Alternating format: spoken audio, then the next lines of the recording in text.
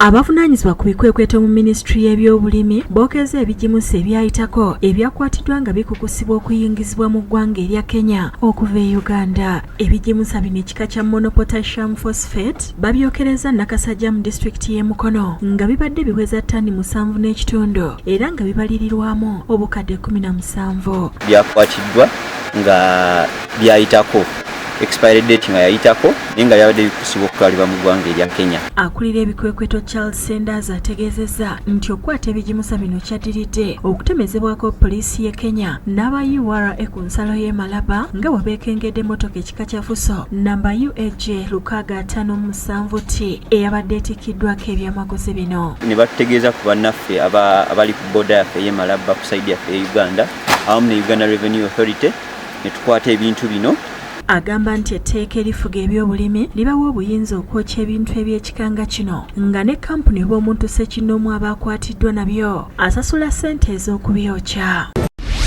Bo abatuuze b'e Buloba mu disitulikiti y'e Wakiso bakukulumidde abakulembeze baabwe olw'obutabayamba ku makubo ge bagamba nti gafuuse akatiro. Okwogera bino kiddiridde omugga Mayanja okusalamu ekkubo erigatta Nsangi ku Buloba era mu kaseera kano tewali mmotoka oba bodaboda wadde ow'ebigere asobola kusala ekisannyalaze eby'entambula. Njagira gavumenti yaffe eno gye twetaaga ekyatufuga erongoose enguudo etuukirize obuvanje okumutusiza eri 13 omukomi ano n'akwa nusu 10 lwa nsonga ano bagenda mujjako nusu mutwalo. Abatuuze kati beeraliikirivu olw'abaana abasoma nga bava e Buloba abatakyasobola kuyitawo.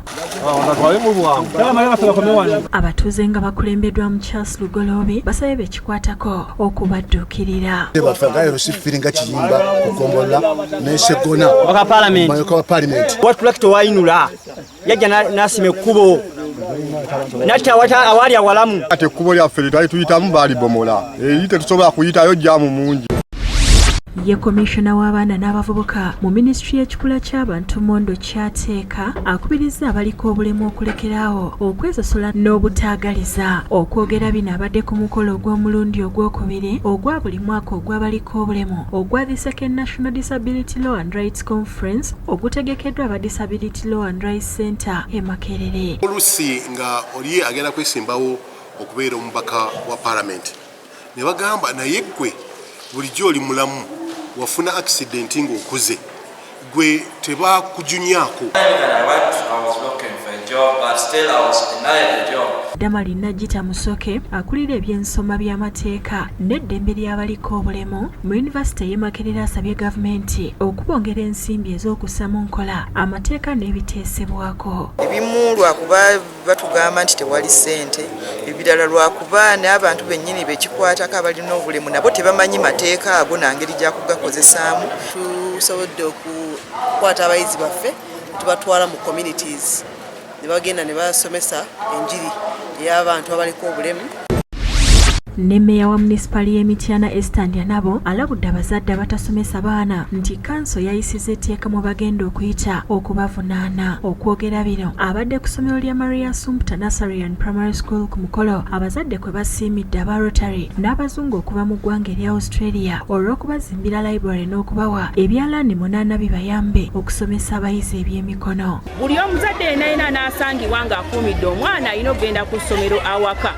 N'okusiba tujja kusiba. Omutandisi w'essomero Peter Senkusu asabye gavumenti okubakendereza ku misolo egibabinikibwa. Emisolo gy'emmotoka tusasula emisolo gy'ebizimbe tusasula ground rent tusasula payers.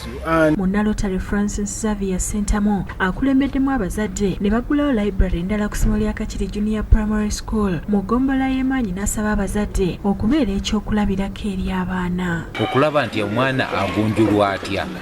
Okugunjulwa kitegeeza engeri ki gy'anaalabira ku muzadde we. Omuzadde engeri gye yeeyisa omwana gy'ajja okweyisa.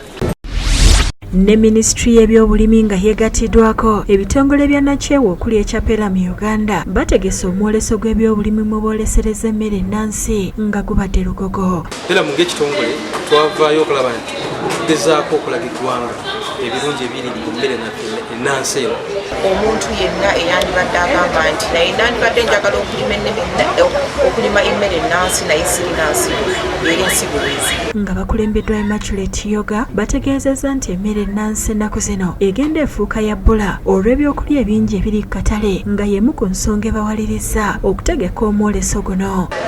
Emmere yaffe ennansangwa eyingiddemu gye wandiise competition nti era waliyo emmere endala ezze ekompetira n'emmere yaffe ennansangwa era ekyo nakyo ne kireetera emmere yaffe ey'ennansangwa okuba ng'ekulamu. Omuwandiisi w'enkalakkalira ya minisitule y'ebyobulimi Pius Wakabi ategeezezza nti ebyobulimi bye bimu ku biyimirizaawo eggwanga era n'akubiriza abantu okulima ebintu ebiwerako bafiseeko n'ebyokutunda. As a sector, contributes 25% of our domestic GDP. So it is a key sector and we cannot underestimate it.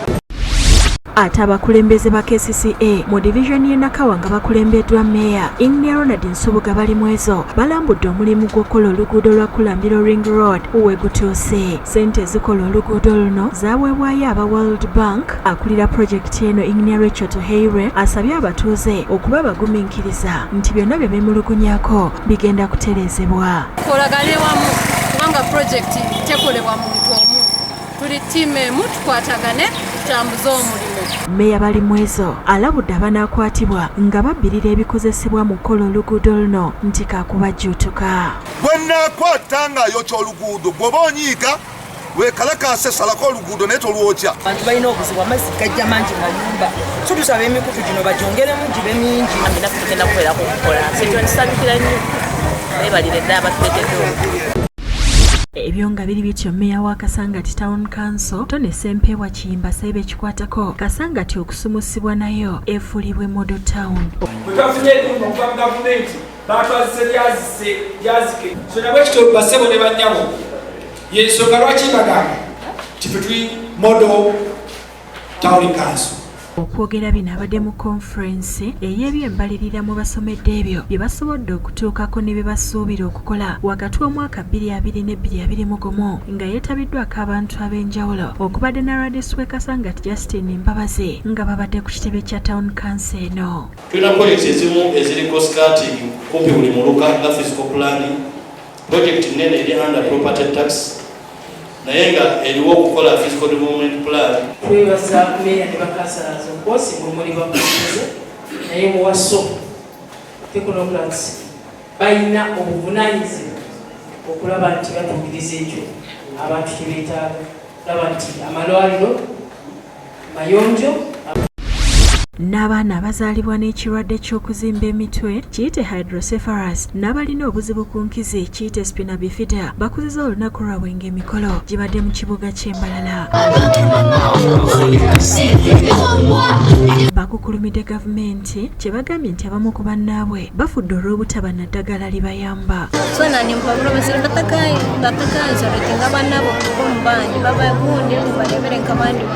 Ku mukolo guno gavumenti ekiikiriddwa Commissioner mu Ministry y'ebyobulamu Dr. Patrick Tusime ategeeza nti eddagala eriyamba ku bantu abalina obuzibu buno liri ku buseere so nga n'amaduuka tegakkirizibwa kulisuubula. Bakikozesa omwana yamala kuzaalwa kyalabaasa kwereka n'obw'oluhu sikiinera abeeriho mu kukahiina ekitali kye ha mwana omu. As soon as the lady recognizes that she has missed her period and she is suspecting that she is pregnant, go to the health facility